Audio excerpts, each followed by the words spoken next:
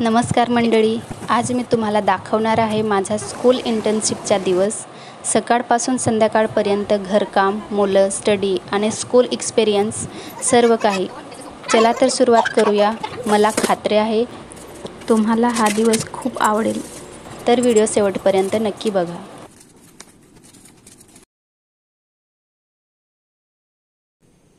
तर मी सकाळी 6 वाजता उठते आणि सर्वात आधी मी दीक्षूला लागणाऱ्या टिफिनसाठी तयारी करते। तर आज दीक्षूला ब्रेकफास्टमध्ये कांदा पोहे पाहिजे होते, म्हणून मी तिच्यासाठी आज खास कांदा पोहे बनवून देत आहे। तर चला सुरुवात करूया।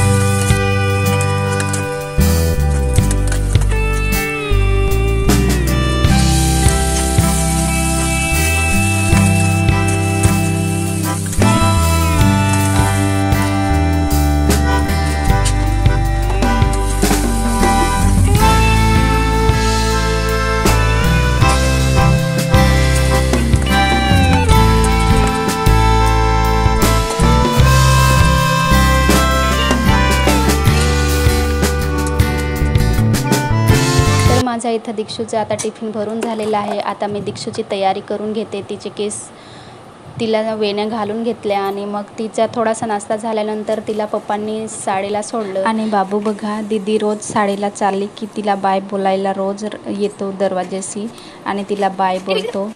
रोजच्या बाबूचं हेच असतं। त्यानंतर मग माझा झाडू पोछा, कपडे धुणं, घर व्यवस्थित करणं हे सगळं काम माझं चालू होतं।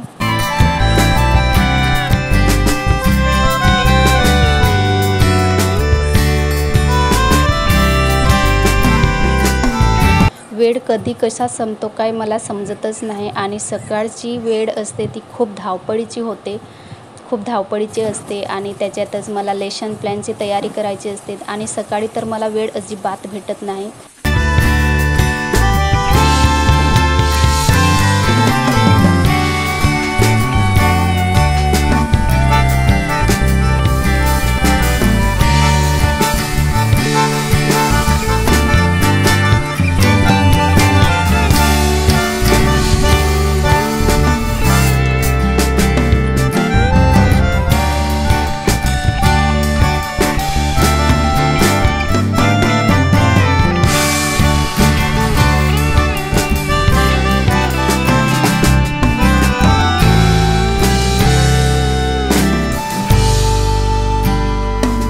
तर बघा, आता मी सगळे कपडे वगैरे टाकून दिलेत आणि आता मी दुपारच्या जेवणाची पण तयारी करूनच जाते, कारण की आई आणि बाबू दोघंच असतात। तर आईला गॅस चालू करायचं एवढं माहिती नाही, त्याच्यासाठी मी दुपारचं जेवण बनवूनच जाते। त्याच्यासाठी मी जेवण बनवायला घेतलं आणि मग बाबूची आंघोळी वगैरे सगळी झाल्यानंतर आम्ही नाश्ता करून घेतला।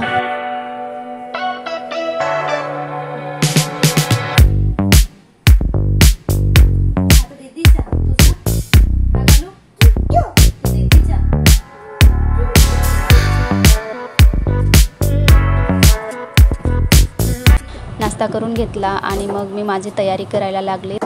आणि इकडे बघा, बाबूची मस्ती चालली आहे। जेव्हा मला निघायचं असतं तेव्हा मग बाबूला मन गुंतवण्यासाठी कुठेतरी घेऊन जावं लागतं आणि मग त्यावेळेस मग मी पटकन निघते बाहेर आणि माझी तयारी झाली। आता मी निघते। माझी ट्रेन असते ती 11:15ची असते आणि आता मी निघाले। ट्रेनमध्ये थोडा वेळ लेसन प्लॅनिंग किंवा नोट्स वाचते, स्टुडंटसाठी काही ॲक्टिव्हिटीज बघते आणि स्वतःसाठी मेंटल प्रिपरेशन करते। ट्रेनमध्ये सीट मिळालं तर खूप सुखदायक वाटतं आणि फोकस पण मिळतो। इथे काही वेळा इतर पॅसेंजर्सना बघून मोटिवेशन मिळते। प्रत्येकाचा दिवस बिझी पण पॉझिटिव्ह एनर्जी कायम असते। आम्ही 12:30पर्यंत पोचतो शाळेवर। आम्ही सगळे विद्यार्थी क्लासरूम ऑब्झर्व करतो, शिक्षक कसे लेसन घेतात, स्टुडंट कसे इंटरॅक्ट करतात हे सगळं बघतो। काही वेळा मिनी ॲक्टिव्हिटी घेतो, जसे की स्टोरी टेलिंग, इंग्लिश प्रॅक्टिस।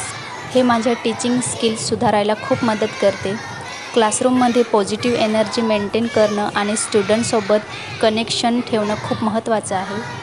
आज तिसरीच्या वर्गावर मॅडम नव्हत्या, त्याच्यासाठी क्लास सांभाळायला आम्हाला दिलं होतं। तर मुलांची इच्छा होती गाणं बोलायची, तर तर तो मी क्षण कॅमेरामध्ये कैद केलेला आहे। तुम्हाला कसा वाटला नक्की सांगा।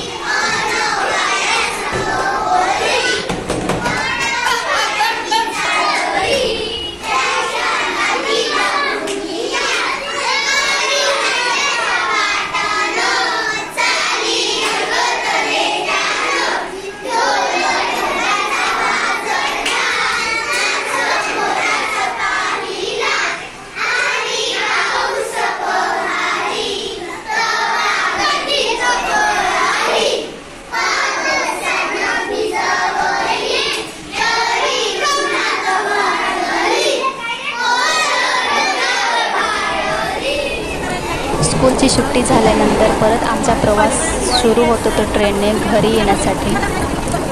घरी पोचल्यानंतर लगेच स्वयंपाक, घरातील हलकी सफाई आणि मुलांचा स्टडी लेशन सुरू होते। तर मी मूग मटकी मोड आणायला ठेवलेली होती। तर आज मी मूग मटकीची भाजी बनवणार आहे। तर आधी मी ती शिजत ठेवली आणि नंतर मग फोडणीला टाकणार। तर बघा दीक्षू मला मध्ये मध्ये येऊन विचारत होती तिला काय स्टडीत अडचण होती ती। तर आता मी माझा स्वयंपाक बनवते रात्रीचा आणि बाबू इकडे बसलेला आहे आईंसोबत मस्ती करत। तर मी आता पटापट भाजीला फोडणी देते।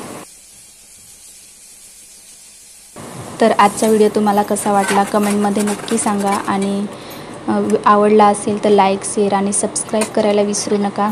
तर माझं स्वयंपाक झाल्यानंतर मी दीक्षूचा स्टडी घेत बसली आणि मग तिचा स्टडी झाल्यानंतर मग आणि बघा इकडे बाबू आणि दीक्षूची मस्ती चालली आहे आता। तर तेही थोडा वेळ खेळतील आणि नंतर आम्ही जेवायला बसणार।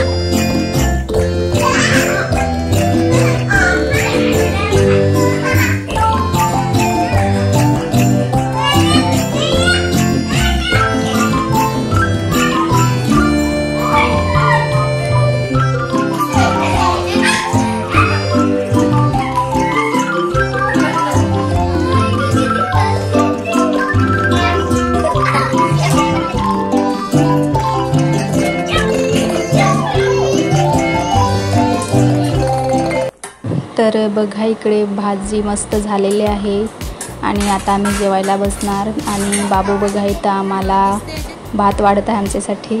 आता आम्ही जेवण करून घेतो।